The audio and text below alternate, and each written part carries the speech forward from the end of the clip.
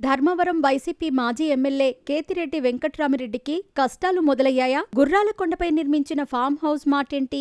ఇంతకీ ప్రభుత్వ భూమిని ఏ మేర కబ్జా అయింది? అధికారుల విచారణలో ఏం తేలింది? స్వయంగా అధికారులే కేతిరెడ్డి బంధువులకు నోటీసులిచ్చారా? ఈ ఎపిసోడ్ కొత్త మలుపు తిరగనుందా? అవుననే సంకేతాలు బలంగా వినిపిస్తున్నాయి. గుడ్ మార్నింగ్ ధర్మవరం పేరుతో బాగా ఫేమస్ అయ్యారు ధర్మవరం వైసీపీ మాజీ ఎమ్మెల్యే కేతిరెడ్డి వెంకట్రామిరెడ్డి.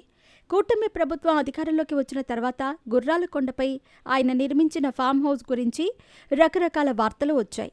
పత్రికల్లో వచ్చిన వార్తలపై రంగంలోకి దిగేశారు రెవెన్యూ అధికారులు. ఇప్పుడు ఫామ్ హౌస్ నిర్వాహకులకు అధికారులు నోటీసులు ఇచ్చారు. నేడు లేదా రేపు వారిని విచారించనున్నారు. ధర్మవరం వైసీపీ మాజీ ఎమ్మెల్యే కేతిరెడ్డి వెంకట్రామిరెడ్డి గుర్రాలకొండపై నిర్మించిన ఫామ్ హౌస్ గురించి కొత్త విషయాలు వెలుగులోకి వచ్చాయి. ఫామ్ హౌస్ అనే ఈ వ్యవసాయ క్షేత్రంలో దాదాపు 2.42 ఎకరాల ప్రభుత్వ భూమి ఉన్నట్టు గుర్తించారు రెవెన్యూ అధికారులు. సర్వే నెంబర్ 905-2లో ఆ భూమిని మాజీ ఎమ్మెల్యే కేతిరెడ్డి సోదరుడు వెంకటకృష్ణారెడ్డి భార్య గాలి వసుమతి పేరుతో రిజిస్టర్ అయ్యింది. కరెక్ట్గా 6.5 దశాబ్దాల కిందట వ్యవసాయం చేసుకునేందుకు ధర్మవరం మండలం మోటుమర్లకు చెందిన అంకే నారాయణ, ఓబులమ్మ, తలారి అంజినమ్మలకు పట్టాలిచ్చారు. అయితే ఆ భూమిని వసుమతికి విక్రయించినట్టు రిజిస్టర్ చేయించారు. నార్మల్గా ప్రభుత్వం ఇచ్చిన భూమికి కొన్ని పరిమితులుంటాయి. వ్యవసాయం చేసుకునేందుకు ఇచ్చిన భూమిని విక్రయించటానికి ఎలాంటి అనుమతులు ఉండవు. కాకపోతే భూమిని విక్రయించిన ముగ్గురికి రెవెన్యూ అధికారులు నోటీసులు ఇచ్చారు. తొలుత వసుమతికి రిజిస్టర్ పోస్టు ద్వారా నోటీసులు ఇచ్చారు. ఆమె నోటీసు తీసుకోకపోవడంతో తిరిగి వచ్చేశాయి.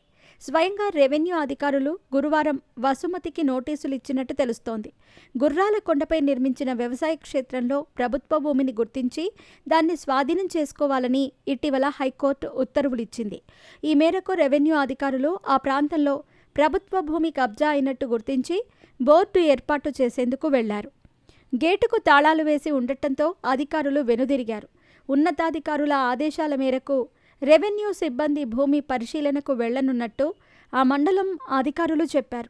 2.5 ఎకరాల అసైన్డ్ భూమిని కుటుంబ సభ్యుల పేరుతో కేతిరెడ్డి రిజిస్టర్ చేయించుకున్నట్టు సమాచారం.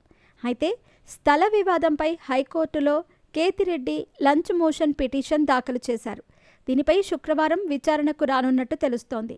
గత ఎన్నికల ప్రచారం సమయంలో గుర్రాలకొండపై నిర్మించిన ఫామ్ హౌస్ టీడీపీ వైసీపీ మధ్య మాటల యుద్ధం తారాస్థాయికి చేరింది. దీనికి సంబంధించి అప్పట్లో నారా లోకేష్ పూర్తి వివరాలు బయటపెట్టారు కూడా. భూములను ఆక్రమించుకొని విలాసవంతమైన ఫామ్ హౌస్లు, తోటలు, బోటింగ్ వంటివి ఏర్పాటు చేసుకున్నారని ధ్వజమెత్తారు కూడా.